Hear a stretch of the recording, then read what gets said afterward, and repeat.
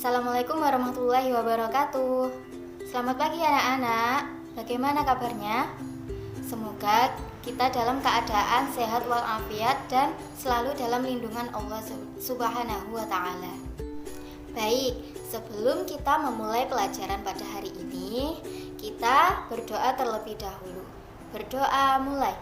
Bismillahirrahmanirrahim.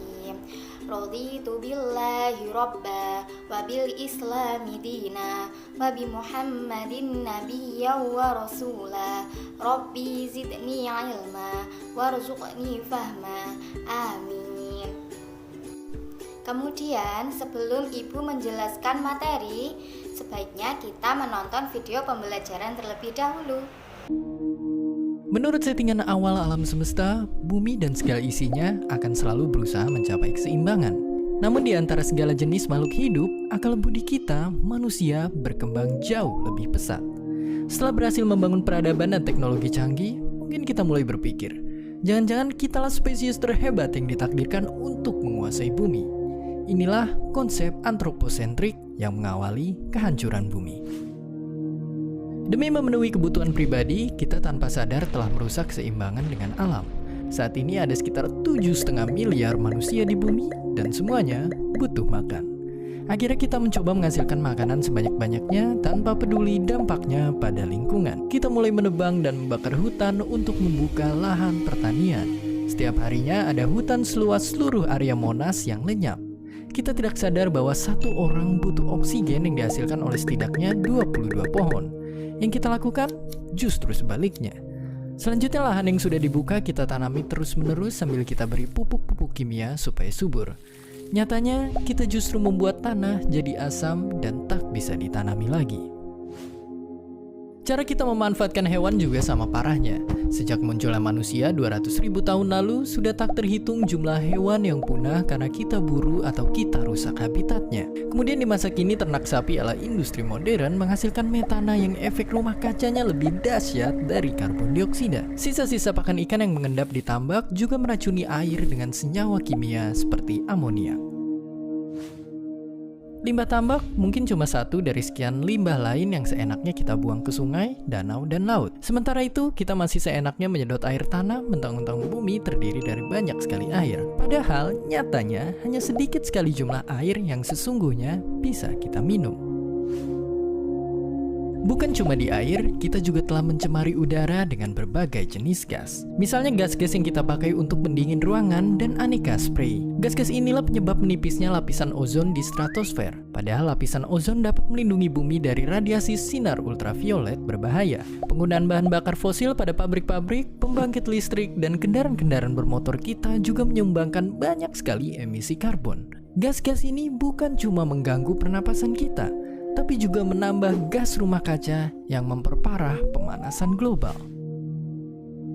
Dan akhirnya pemanasan global mengakibatkan bencana yang lebih besar lagi. Mulai dari perubahan iklim di seluruh dunia, kerusakan terumbu karang seperti koral-koral Great Barrier Reef, lenyapnya es daerah kutub yang mengancam kelestarian aneka spesies hewan, dan naiknya permukaan air laut yang dapat menenggelamkan banyak negara dalam 100 tahun ke depan.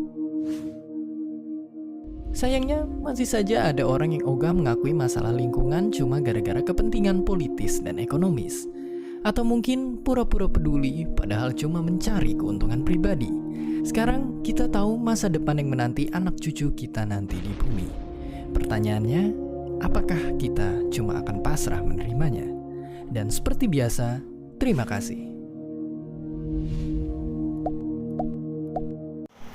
Alam semesta merupakan karunia yang paling besar.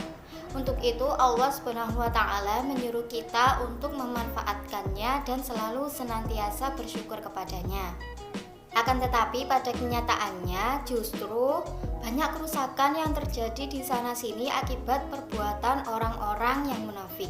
Allah Subhanahu wa Ta'ala telah menjelaskan pada Quran Surat Ar-Rum ayat 41-42 bahwa kerusakan alam yang menimbulkan kekhawatiran bagi manusia merupakan peringatan dari Allah.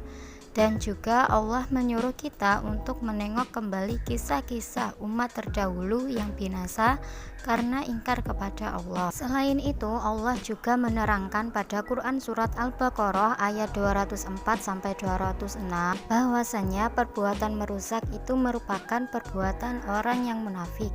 Bahwasanya orang munafik mempunyai mulut dengan kata-kata yang manis, akan tetapi dalam hatinya memendam permusuhan dan merencanakan tipu daya. Nah, kalau ayat ini dipahami dalam konteks kekinian dengan tema pelestarian alam, maka banyak sekali oknum yang membinasakan ladang-ladang yang menjadi sumber penghidupan dan kehidupan mereka. Kita sebagai manusia, makhluk yang sempurna, yang diberi akal oleh Tuhan, sudah sepatutnya menggunakan akal kita untuk melakukan sesuatu yang baik bagi diri kita sendiri maupun bagi makhluk yang lainnya, termasuk memelihara tanaman atau pohon demi kelestarian alam kita. Selain itu, kita juga tidak boleh menelantarkan lahan karena dapat digunakan untuk sesuatu yang baik. Sebagaimana yang dijelaskan pada Quran surat Al-A'raf ayat 56-58. Maksud dari ayat ini yaitu Allah melarang hambanya sedikit pun untuk berbuat kerusakan di muka bumi. Oleh karena itu, mari kita lestarikan alam dan pelihara kesuburan tanah. Tanah yang subur dijadikan Allah sebagai sumber kehidupan manusia yang menyediakan segala bentuk kebutuhan pokok. Maka, jangan rusak keharmonisan alam yang dapat merubah tanah subur menjadi gersang, sehingga tidak dapat menumbuhkan apa-apa kecuali yang tidak bermanfaat. Allah itu menjadikan alam semesta seperti langit, bumi, dan makhluk itu tanpa sia-sia. Keberadaan alam dan sesuatu yang terkandung di dalamnya itu saling mendukung dan tidak dapat dipisahkan.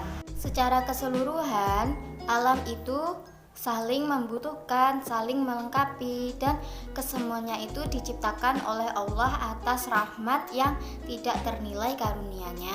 Hal ini telah dijelaskan oleh Allah Subhanahu wa taala pada Quran surat Al-Furqan ayat 45-50 dan pada Quran surat As-Sod ayat 27. Penjelasan dari Quran surat Al-Furqan ayat 45-50 adalah bahwa kejadian alam dan apa yang ada di dalamnya seperti tumbuh-tumbuhan, binatang, manusia, benda mati, serta kekuatan alam lainnya seperti angin, udara, iklim, hakikatnya saling mendukung. Allah bertanggung jawab mengendalikan ciptaannya untuk kelangsungan hidup manusia, tetapi manusia juga bertanggung jawab atas kehidupannya dengan menjaga kelestarian alam dan lingkungan sekitarnya. Kemudian maksud dari Quran surat As-Sod ayat 27 bahwa Allah menciptakan segala sesuatu itu tanpa sia-sia, pasti memiliki maksud dan tujuannya masing-masing.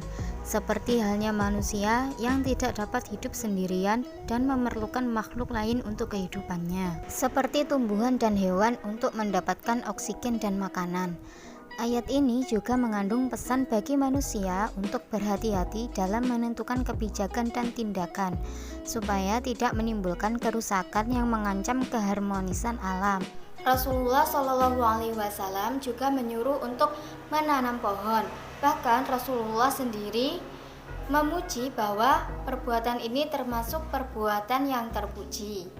Hadis yang diriwayatkan dari Bukhari Muslim dari Anas bin Malik ini berisi anjuran kita untuk gemar menanam pohon dan bercocok tanam karena dapat memberikan penghidupan bagi makhluk lain selain manusia. Melestarikan alam adalah salah satu bentuk ibadah sosial karena secara tidak langsung kita telah ikut berperan aktif memberikan donasi atau sedekah untuk manusia dan makhluk yang lainnya.